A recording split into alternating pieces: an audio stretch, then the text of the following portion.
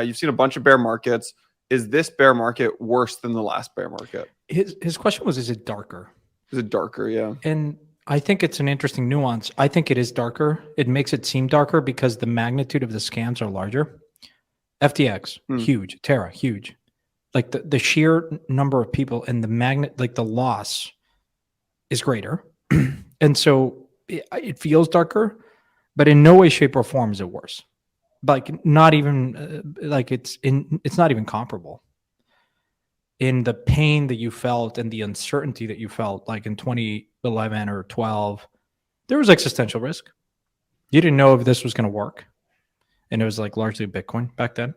Felt fragile, feel like really like you're putting your savings there. It's like, I'm not even gonna, I put my bonus there from JP Morgan. I said, I'm going to lose this, but I'm comfortable with that. There's a great Naval quote that says, investing in seed and venture, you should be prepared to lose it all.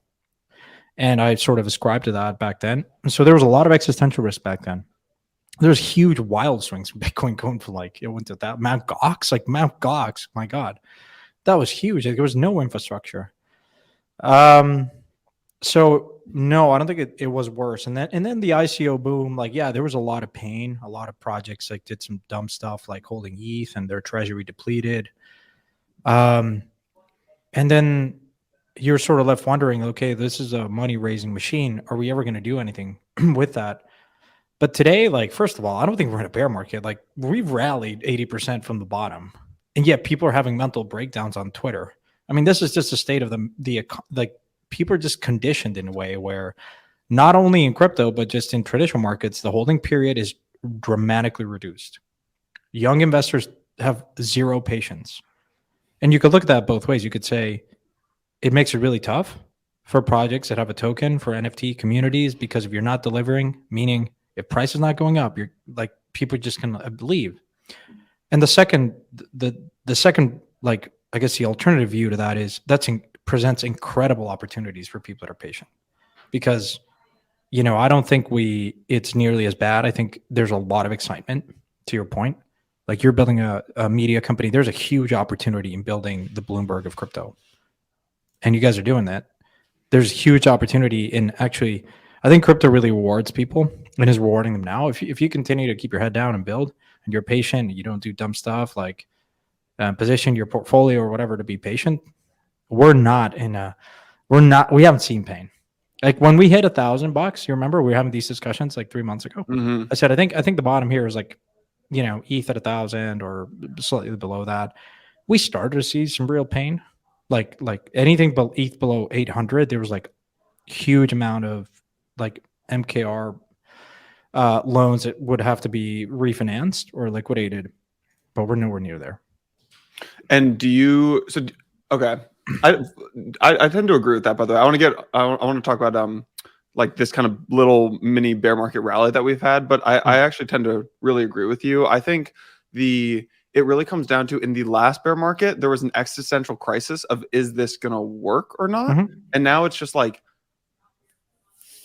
how long is this going to last? And you know, I remember this conversation. I've shared this before, but I'll share it again. Like, I remember Mike and I having beers in 2019 late at the office one day. I think we were trying to sell tickets to some conference. You started conferencing, yeah.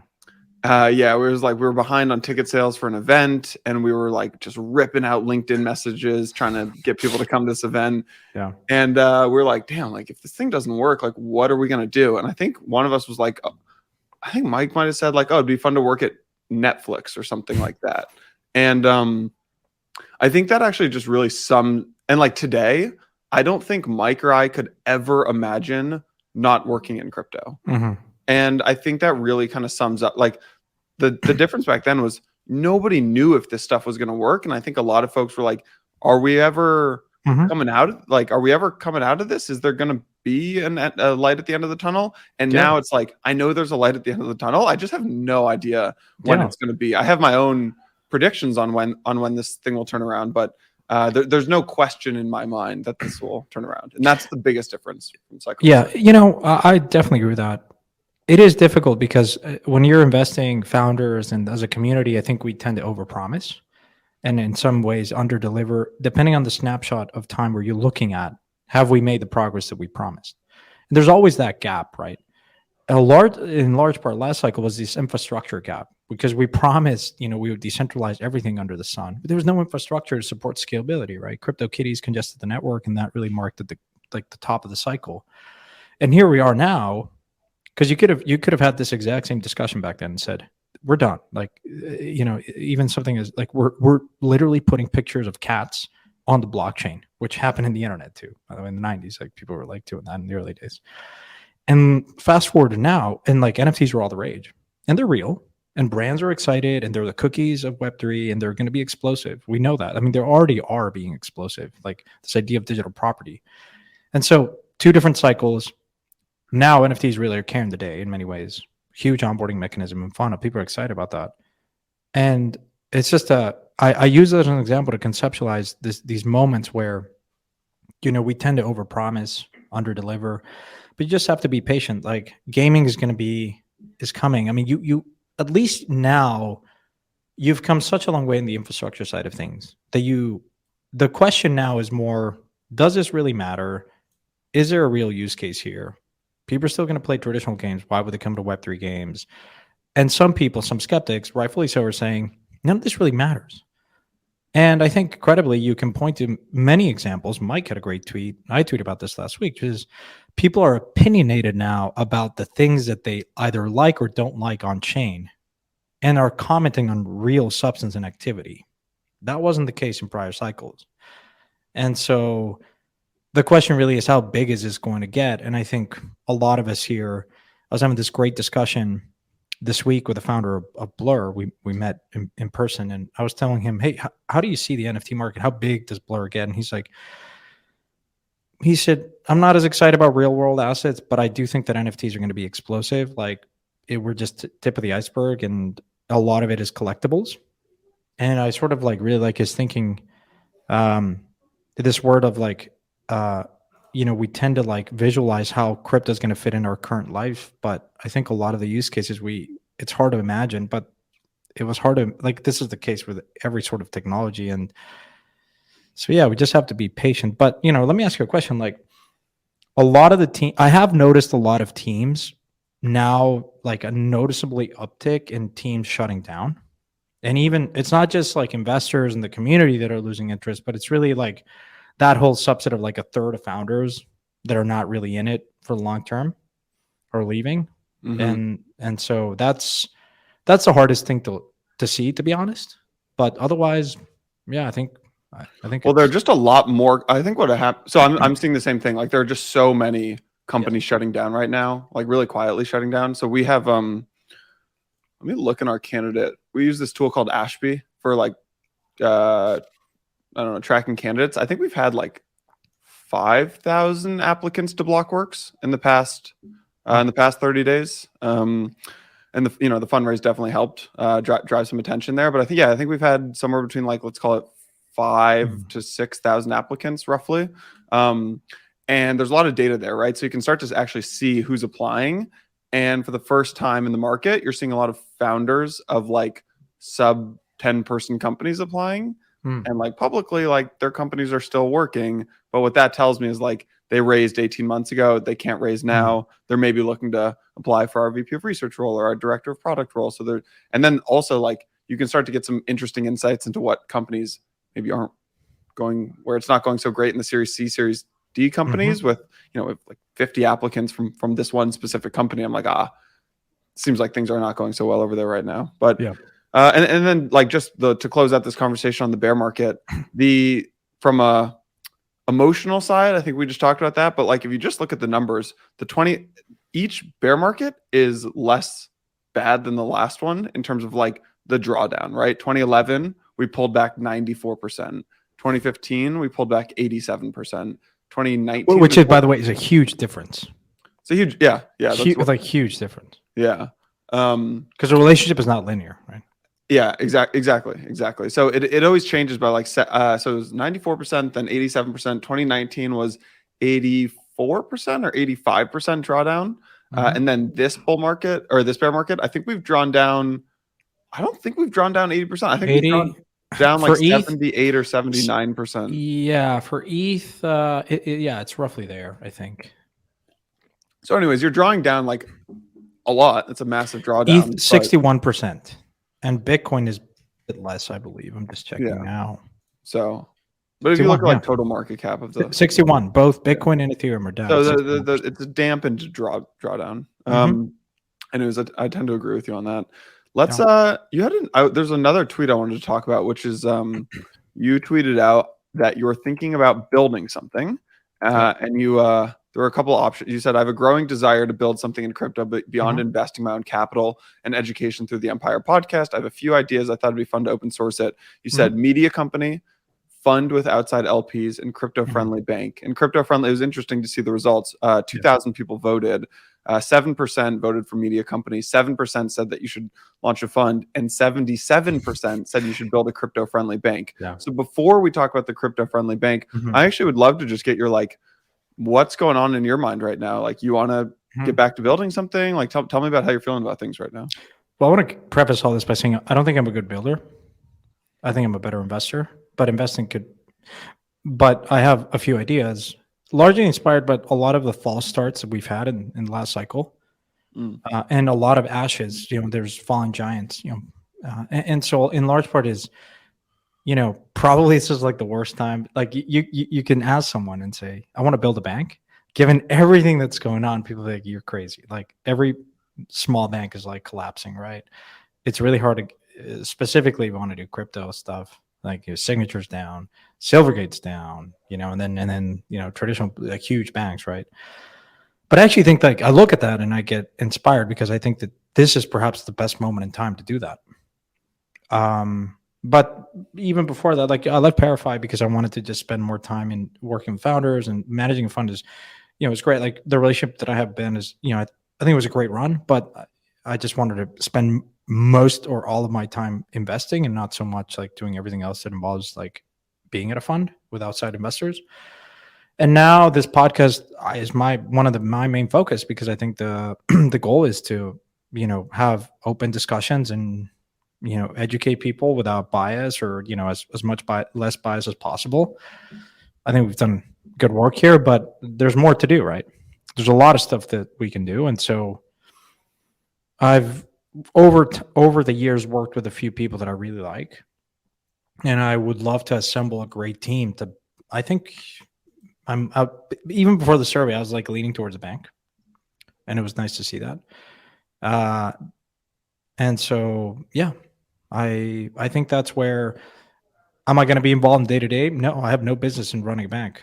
There are smarter, more competent people to do that. But if I can assemble the team and help start it and guide it with everything that I've lived through over the years in crypto and observed, I come from traditional finance background, then I think it would help the space.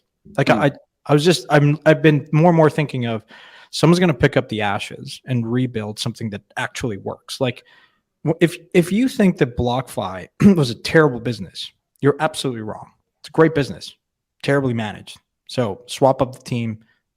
So it's almost like that idea. Well, so tell me about this, Santiago. Are you thinking a B2C bank, like a BlockFi was a B2C bank? A B2B bank would be like a what are they called? I'm thinking of everything Silvergate, bank, everything like servicing individuals that want to onboard and offboard, crypto, but also institutions. I think what is, I'm mindful of timing, and I think this is a huge, like Herculean effort. It might not work.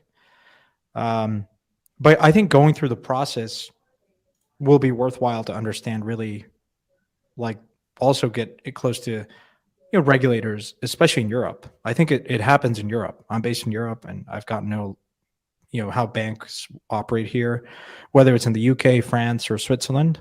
I think it's Switzerland, but Switzerland historically has been crypto friendly, but Mika, I think, opens up a good possibility to maybe do it outside of Switzerland in the European Union or in the UK, which is also kind of move forward. And yeah, I think there are a few companies out there that already do it. Revolut's also trying to, spin up their own kind of bank and service crypto. So there's ongoing efforts, but yeah, I don't know.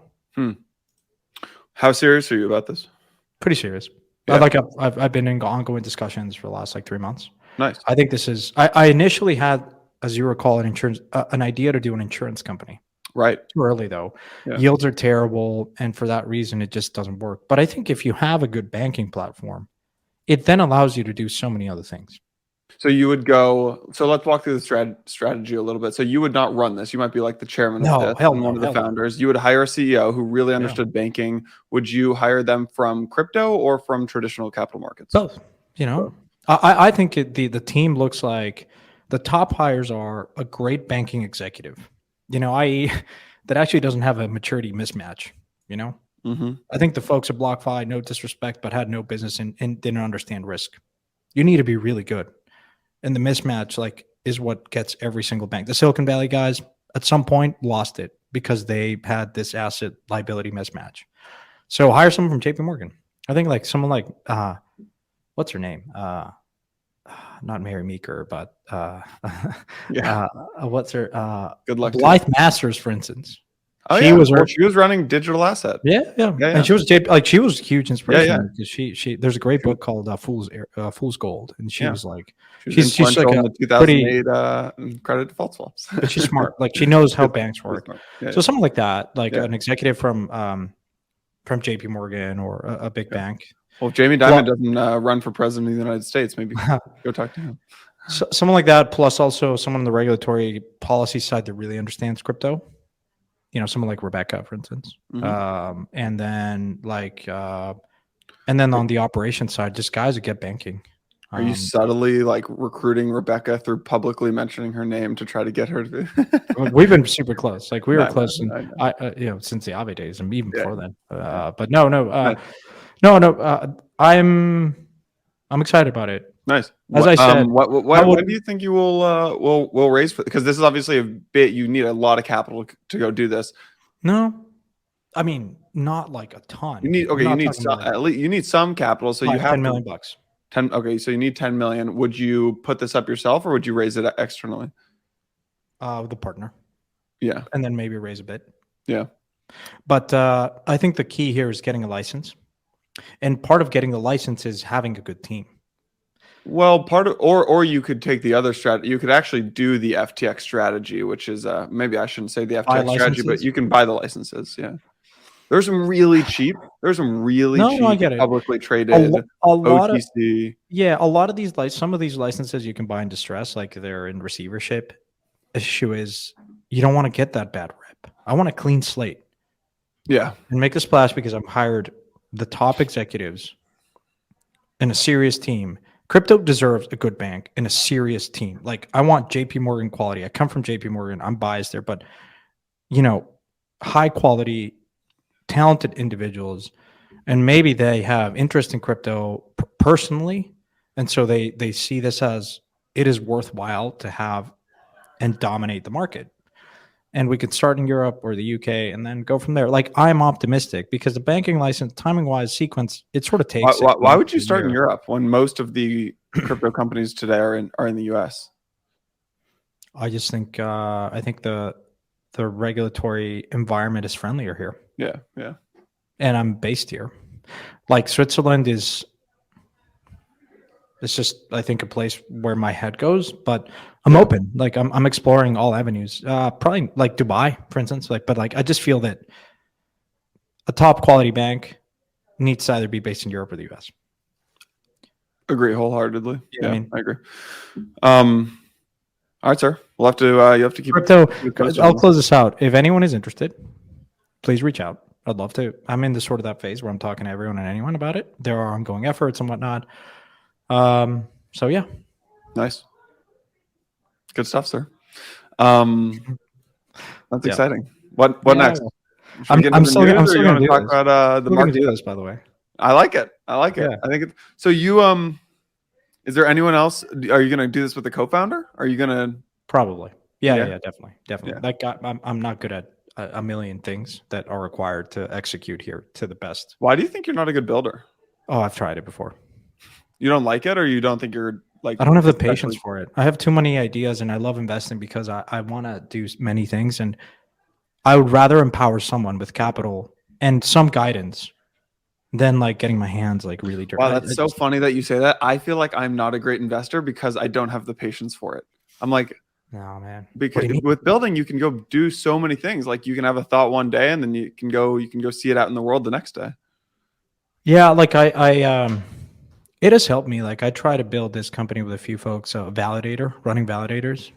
Oh, pre-Lido days, right? Oh, we should talk about Pre-Lido, Lido this next, is actually. yeah. By the way, yeah, because someone tweeted like Mike was like, "This is a great investment." Like, but no, I just sort of realized like I love investing. I just love it. I like thinking about where things are going to go and having my hand like the being in a position, a platform where you can see what other teams and collecting that information and having a good pulse on where the state of the industry is. But yeah, like the running that company was like I was thinking about Lido before Lido existed, and so when I saw it, I knew the guys that were running it. They were crushing it. They would always crush it. They would win every single game of stake competition for Cosmos. They ran the best validators. Yeah. And so when they were raising, I'm like, take all of my money. And so Parify ended up being the first or second largest investor in Lido in the seed round. And everyone was passing on it. People were like critical of, is there merit in having a cluster of validators? And you had to believe proof of stake was going to happen, and Ethereum was like still in that process. Was that Lamashuk or whatever? Constantine? Yeah. Oh yeah. Yeah. Those guys, P2P, like they know what they're doing. Valora is the ultimate wallet for exploring the Celo ecosystem. You can easily access over 50 different crypto assets and 30 different dApps for swapping, sending, and growing your crypto, all from your mobile phone. Their global app is localized in over 13 different languages and over 100 different countries, giving you, the crypto explorer, access to a simple and easy way to send payments, purchase digital goods, and access a suite of decentralized financial services. Valora provides one-stop access to more than 36 dApps, including dApps like Plastics, the global plastic recovery network. This week, Plastics launched a new NFT collection with FC Barcelona, which will support the collection of 1 million kilos of plastic over the next 3 years. Super cool. Download the Valora app, start exploring the new collection on Plastics today at valoraapp.com/empire. Let's talk Lido then. So there's basically there's FUD happening with Lido, I'd say right now. The Lido situation, to kind of summarize it, is that there's a total of 19 million ETH staked on Ethereum. 6 million of that ETH is staked on Lido. So the math right there for you all is 36% of all staked ETH is staked with Lido. Some more data points. More than 32% of all validators are using Lido. Currently, Lido is the number one protocol on ETH with TVL of more than 13 billion. That is more than twice the TVL of the second largest project. Which is that Rocket Pool? No, which is Maker. Oh, sorry. Yeah, I thought you were just talking about. Yeah. That is it's close to all. I think it's 6% of all the ETH in existence is inside of Lido right now. Lido turned on the withdrawals. I think it was 2 or 3 weeks ago. Had basically no effect on TVL. Over the past month, Lido's TVL grew by 11%. So basically, Lido is just dominating right now. And I think the FUD or the pushback on Lido is that 36% of all staked ETH is held by one entity.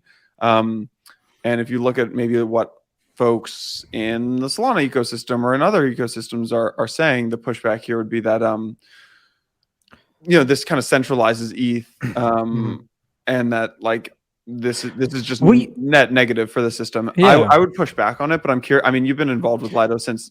I would encourage people to go listen to a conversation that I believe we had Constantine here, even before I started officially.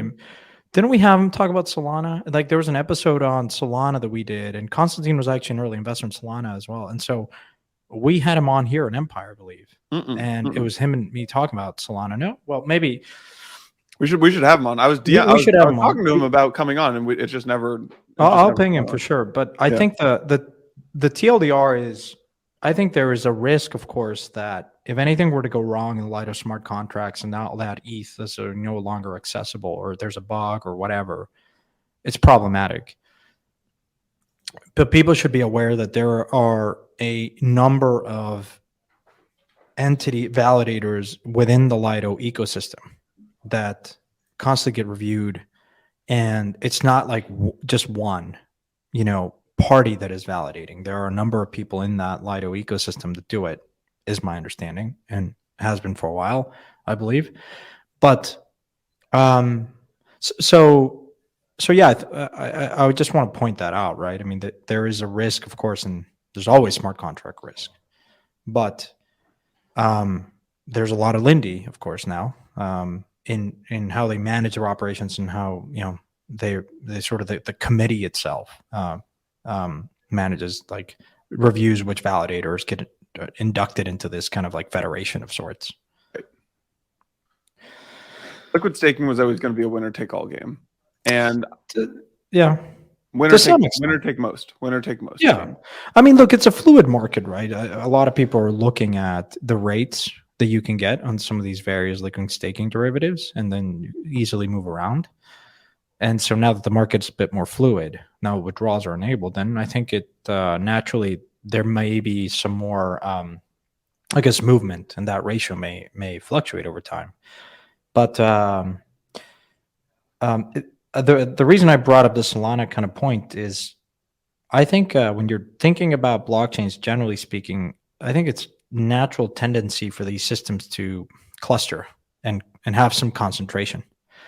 And because the argument for Solana has always been, well, it's really hard to kind of run a validator. Like, the computing costs are much higher than Ethereum. Like, in Ethereum, anyone with a Raspberry Pi can like run a node, but no one really does, right? In practice, no one very few people do that. And so it's just important to remember, like, yeah, of course you want to push decentralization, and in a perfect world, you would want to have that number go down. But the question is, if it's going to happen, it's happening already. I mean, 6% is, I would say, it's like not ideal, but it's not also huge, right? It's not like 50%. Yeah. Well, I think there are two important things to think about here too. One is, what's the alternative? The alternative is, if you look at the top staking folks, it was the centralized exchanges like Kraken and Binance, and now now Coinbase is coming up there. So would you rather have all of this capital and ETH inside of Lido, or would you rather have it inside of the centralized exchanges? For me, I'd way rather have it inside of Lido. And then the other thing that I think you have to consider, so if you believe that the end state for liquid staking is a winner take all or winner take most market, then you kind of have to think about, like, well, are you fine with that? And if you're not, or are you not fine with that? And if you're not fine with it, then how do you're basically asking Lido to self-limit the amount of market share that they have, which sends the message that if you get too much market share, Ethereum and the Ethereum community are going to go against you, which I actually think has a really negative repercussion of disincentivizing builders to build really big and successful companies and like value-added projects on top of Ethereum. Yeah. So my pushback for, or my advice for people who are like, don't like Lido gaining all this market share, is like, free market, go build a better product. Lido's got the best product on the market right now. There was a poll that, I mean, for this discussion, it's kind of ongoing and important. Like, Dejan's partner's kind of been covering it pretty well. There's a poll that talked about what you just said, like Lido poll, which Lido could vote, of course. It said, should Lido like self-limit? And the overwhelming, majority said no. Like 99.81% said no. Now, of course, these are people that have Lido, so they're biased, obviously. It's kind of but still,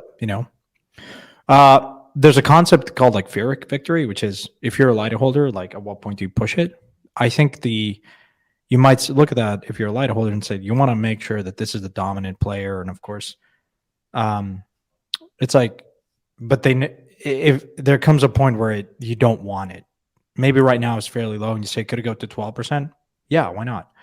But if after a certain limit, I think even as a Lido holder, you say, wait, for the good of the ecosystem, you kind of don't want it to go up above a certain range. But I don't think any pushback on Lido. If there's any pushback on Lido, I actually think people are focusing on the wrong thing here. If you had to push back on Lido, I don't think it's about their market share and about a monopoly, because I think that liquid staking will always, like, that market is, like I said, gonna be a winner take most market. It's I haven't looked in a couple of months at the number of addresses that control the protocol, but like last time I checked, I think it was around like 50 or 60, and like that number should probably increase. So that would maybe if I'm trying to pick a problematic thing here. Mm-hmm. So. Yeah. Let's move on. Yeah. Okay. Let's talk Animoca. So, and by the way, this is, I think, the most important thing. If you're going to listen to one thing of this episode, I think it's this. So Ryan Weeks at the Block reported that let me just read this story. So Animoca, this is the title. Animoca chair says turbulence of last 2 years to blame for delayed 2020 accounts. And this was kind of like seemed like a nothing burger story. No one reshared this story really. But let me read some of the highlights here. Animoca Brands was given an extension until the end of Q1 this year for publishing audited 2020 accounts, but it is yet to do so. Chairman Yatsu said the impact of events in 2021 and 2022 are partly to blame for the delays. Animoca is yet to produce a long delayed set of accounts for 2020. They have been given an extension to file their audited financial report for 2020, which was originally due to Australian regulators by the end of 2022. The once listed firm negotiated a later filing date, pushing the deadline to the end of the first quarter of this year, with subsequent accounts to be filed later in 2023. A spokesperson at Animoca did not expect to miss the deadlines, they said. 2 months after the revised date, a spokesperson said at the time that Animoca did not expect to miss the deadlines, but they did, in fact, miss the deadlines. But 2 months after the revised date, the accounts are yet to appear. This could be a total nothing burger of a story and could be, but like we are too deep into the bear market and have had too many of these kind of things that like when I see something like this, my spidey senses start going off. And we've just, I think like, there are a lot of conversations about like when you see something, a lot of times in the bull market, people would see kind of like weird things like this and wouldn't say anything. And I now feel like it is my responsibility and your responsibility and to call out things like this. I'm very hopeful this is a total nothing burger and they're just slammed, but man, I know we've done an audit at Blockworks. I know what it takes to do an audit. I'm sorry, but even if you're slammed, you do not miss your audit for, was it 3 years now? 2 years? It's mid 2023, my friend. The 2020 audit is not done. Come on. I was losing my mind. Yeah. Yeah. I think there's an interesting, before I give my thoughts here, and by the way, we're paying a lot of attention to this, and we will be reporting on it. And if someone from Animoca wants to come forward and explain the situation, we would love to do that. So there's an interesting statement from believe it's Yatsu, the chairman, says that the issue here, why purportedly they're delayed, is they are, quote unquote, let's say we made an investment in 2020, and it had an impact in 2021 or 2022.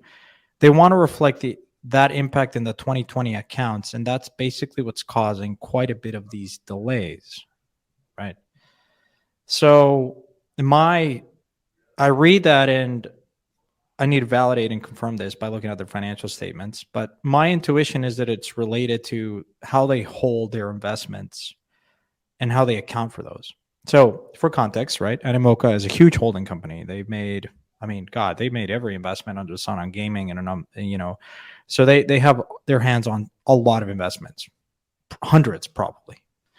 And so anytime, and this brings me back to my days at Parify, like when you're marking a position, you have to at some point, right? If you make an investment, you typically carry it at cost, right? If it's venture, and then it takes time. And if they raise a round or they have a liquid token, but it's locked, then you have to somehow account for that in the balance sheet. Sorry, in the financial statements. As a holding company, kind of you're reporting like, the value of your book. And I think that's the discrepancy here. And that's why they've delayed. Now, the question becomes, well, what kind of policy and how have they marked their positions over time?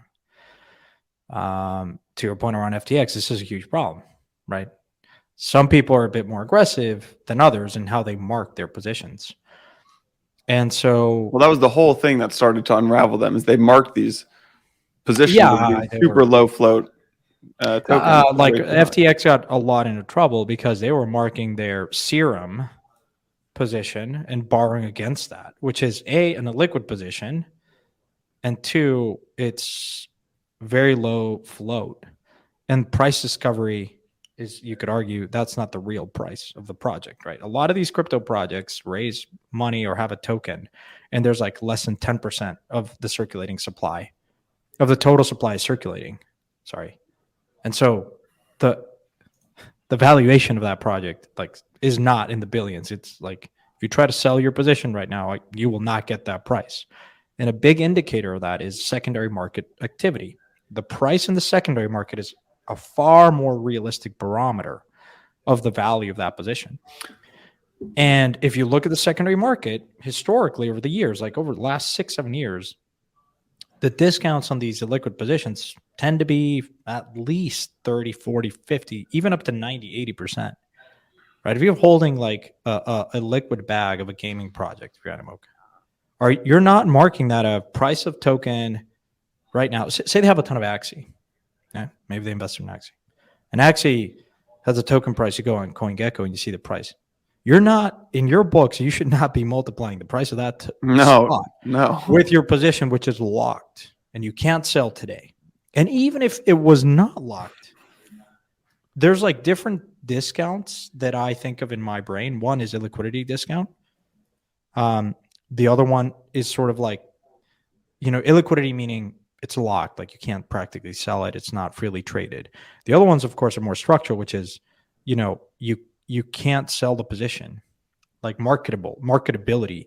If you're a huge holder, good luck trying to offload that book. Like Tiger, for instance, is offloading a bunch of their tokens. When they do that, everything's on chain. You could see that. And prices go down 20, 30%, like after huge unlocks. Sometimes depends on the secondary market activity. But again, it's worth focusing on because, Animoca is a big player in the space. What did they used to be public. They're no longer public, right? They got delisted by the Australian Securities Exchange. Yeah. Just putting up the red flag on this one. To make an audit is like it takes a lot of work, but it's a pretty simple thing if your books are in order. Well, you said something. Yeah, you said something really interesting, which is bull markets tend to abscond these things. Like, in a raging bull market, if you're valuing your book at, none of this kind of really matters, right? You don't get margin called. Right. You can meet your whatever. But as soon as prices go down, good luck. There's a huge unraveling. I hate that would be the case, but it's not looking good. And I sort of have a few questions. Like, where are all the investors in Animoca? Like, if I'm an I'm not. But if I were an investor in Animoca, I'm like, who's calling chairman? Who's on the board and who's saying, hey guys, like, what's up? Like, who's in the supervisory committee? Who's in the financial committee? Like, is there like, it's just crazy sometimes. Yeah. I mean, look, mind you, this happened to Enron too. Like, bad accounting policies have like taken down so many companies.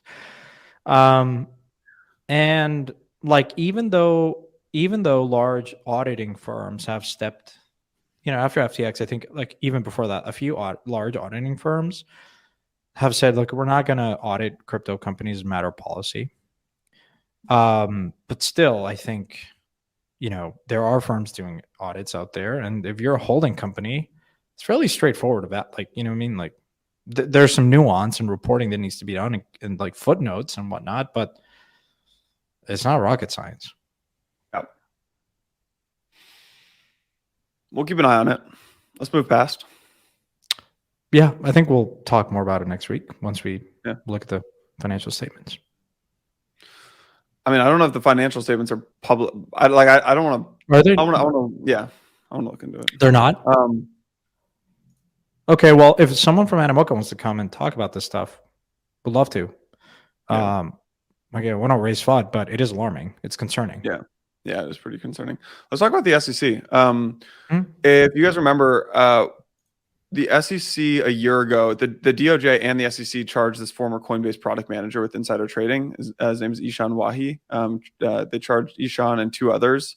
Said that they made more than $1 million trading on insider information, specifically like based on confidential information about future listings that this PM got from being a PM at Coinbase. There's actually a pretty interesting thing that just kind of went under the radar here. The SEC just entered a proposed settlement in their case against Ishan, the former Coinbase PM. I'm not sure what this. So, and like the full story here is that he pleaded guilty to the DOJ charges and settles, but strongly contested the SEC charges. Paradigm the fund also filed a brief supporting Ishan's defense against the SEC, arguing that the tokens could not be deemed securities even if they were initially sold in securities transactions. And yeah, it looks like the SEC just entered this proposed settlement. I think it's a pretty big deal here, actually. I think it's a complete surrender on the SEC's behalf. I think it kind of shows the weakness in the SEC's like big theories about secondary market trading of crypto. And I think it's a pretty decent and meaningful development for the industry. This is probably me talking my book and being biased because I don't personally think that the SEC should be involved in all of this. But yeah, I don't know. DOJ got a guilty plea, but the SEC completely folded when they got hit with this pretty like intense pushback on their claims that tokens trading on secondary markets were securities. And yeah, I'm curious if you agree with me that this is that big of a deal, or if you're just like, yeah, this is a nothing burger. No, I think it's very important, and I think it's a part of a broader trend here of, it's nice to see some of these cases where there is pushback. You go to court and you get a better interpretation, and as opposed to immediately kind of folding and settling. And I think so. It's encouraging to see that. And I've always said this. I have faith in when we talk about the U.S. being against crypto. I don't think it's the case. I think I still have faith in the court system and the proper interpretation of these things. And so, yeah, I think that the key, as you said, is this idea that like, tokens trading on secondary market are not securities. And I think Coinbase really got behind that. Paradigm got behind that. And it's good to see that for sure. Yeah. We'll see. I mean, this could just be them as well. Like the optimistic view is that the SEC realized their case is weak and they gave up. The other view is that like this was just drawing a bunch of resources and they need to free up resources for their final. Chairman Gensler has come out requesting for more budget. And you don't say. Yeah. Nice. By the way, as an aside, we're talking about budget on the debt ceiling resolution that got passed. It would be interesting to see the budget of the SEC if it went up or not, or stayed the same, because they did a number of cuts, not like super material, but there was a cut. And I'm curious what the budget of the SEC looks like over the next coming kind of years.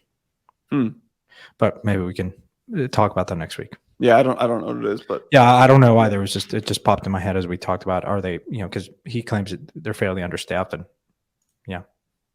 Well, they did pull back remember the IRS got approval to hire like 140,000 new people or something like that. Did that get part pulled of back? Part of the debt ceiling negotiation was pulling some of that back. I see. Got it. There were a couple of interesting things that got clawed back. Like one of them was COVID. There were a couple of things. Axios did a good article on it. Okay. What else, man? I think that's kind of it for this week. Don't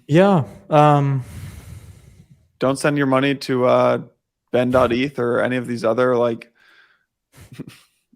random addresses that are promising returns. If you want to send your money, guys, there's a lot of charities and research institutions out there. Like, constantly reminded of like, just do that. Like, I'm not here to say how you should spend your money, and you've hard and you pay, worked hard for it and whatnot. So, yeah. It is amusing to see for sure. Yeah, it is. Awesome, man. What are you doing this weekend? Any books, by the way, or series? Oh, you know what? I want to talk about this. There was a Polymarket poll on who. So I watched Succession. Finally finished it yesterday, and I was shocked at the result. And this will not be a spoiler alert, but Polymarket ran a a market, I guess, on who the next CEO of Succession is going to be. And it was like, when I looked at the poll, I couldn't believe it. And it ended up being right. Just, it's fascinating. Prediction markets and like the sort of clustering of wisdom of the crowds, if you will, can work in some instances. It's pretty interesting to see that. So anyways, I watched Succession. Pretty cool, pretty entertaining. Nice. There's a Conor McGregor documentary out there that came out, also interesting. You know, those two. I have a recommendation. Obama has this new show on Netflix called Working. It's just 4 episodes. Basically, he goes to 3 American workplaces. One is the Pierre Hotel in New York. The other is this like home healthcare place, and the other is a self-driving car startup, the one that acquired Uber's self-driving car unit. And he basically, in each episode, looks at one part of the totem pole of the workplace. So like the first episode is about like the lowest people, quote unquote. The next is like the mid people. The third is like the upper class of the companies. And that's as far as I am. I haven't got to the 4th, but I'm assuming the 4th episode's like the CEO or something, or the chairman. Yeah. Pretty interesting series looking at I think it's interesting because I'm also just about to start this book called Poverty by Matthew Desmond. He wrote this book that was really good called Evicted a couple of years ago. And I don't know, just kind of examines how being poor in the US is very different than being poor in a bunch of other rich countries. And have 2 friends who I really respect who highly recommended it. Kind of like the Hillbilly Eulogy, which was gained popularity a few years back. Yeah, like, guys, like being poor in America is not being poor in like the Democratic Republic of Congo. Maybe that's not the right take. Not really that, but that was also a good book. That was a good book. Speaking of, like, I think around this idea of poverty, there's a great YouTube. It was a great book, but like The World is Not as Bad as It Seems. I think Hans Rosling, who passed away, but he has a great YouTube. I think it was a TED Talk, but it's on YouTube. Find it. It's really good. Whenever you lose faith in humanity and the world and whatnot, like go look at that, because I think the media 24/7 news cycle tends to portray the world in a far, far worse situation because there's huge problems in the world. But it's really interesting when you apply actual data and statistics and look at how far we've come. Less conflict, mortality rates, poverty. Like statistically speaking, we are in a way better place than we were like 50, 100, 200 years ago. So that's not to say that we can't do better as humanity, as humans, but